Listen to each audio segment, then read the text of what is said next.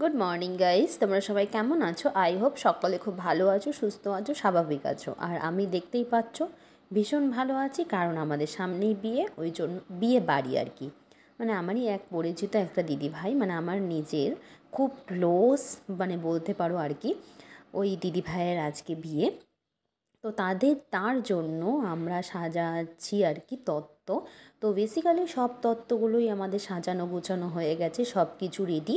তো দেখতেই পাচ্ছ এই আলমারিটার ভেতরে দেখো বন্ধুরা, কত তত্ত্ব আমরা সাজিয়ে রেখে দিয়েছি। আর এখানে আমরা কিছু কিছু অল্প অল্প ক্লিপ আমরা নিয়ে নিচ্ছি, কারণ অতগুলো তত্ত্ব মানে 30 থেকে 35টা তত্ত্ব আমাদেরকে সাজানো তো মুখের কথা নয়, আমরা তো প্রফেশনাল নই। ওই জন্য আমরা কম কম করে, তো কোনো দিনও 10টা, 5টা, 7টা এরকমভাবেই আমরা তত্ত্ব সাজিয়েছি। তো এই যে এই ম্যাডাম, এই দিদি ভাই, এই আন্টি, আমার পাশে যে বসে আছে এই আন্টি, সবাই মিলে আমরা হাতে হাতে কাজগুলো করে এগিয়ে রেখেছি। তো তোমাদের যদি ভিডিওটা ভালো লেগে থাকে, অবশ্যই একটা লাইক, কমেন্ট, শেয়ার এবং সাবস্ক্রাইব করতে কেউ ভুলো না।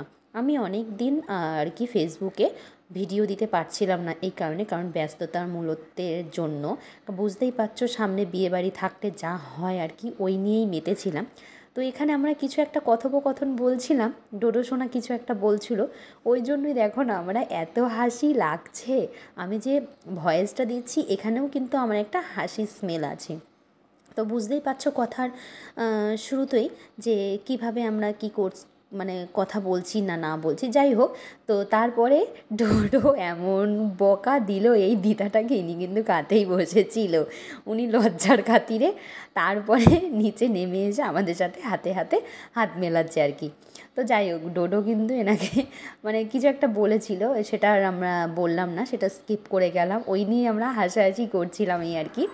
তো যাই হোক, যদি ভিডিওটা ভালো লেগে থাকে একটাই কথা বলবো বারে বারে, তো লাইক, কমেন্ট, শেয়ার এবং সাবস্ক্রাইব করতে ভুলো না। আর আমার ইউটিউব থেকে যদি দেখে থাকো বা ফেসবুক থেকে যদি দেখে থাকো, আমার ইউটিউবে চ্যানেল হচ্ছে SD family Gmail SD family 12, ওখানে গিয়ে আমাকে সাবস্ক্রাইব করতে ভুলো না।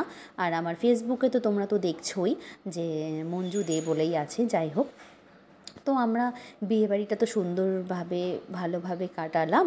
তো তোমাদের কাদের কাদের বিয়েবাড়ি পড়েছে না পড়েছে, অবশ্যই কিন্তু তোমরা বিয়েতে কেমন কাটিয়েছো অবশ্যই আমাদের কমেন্ট সেকশানে জানাতে ভুলো।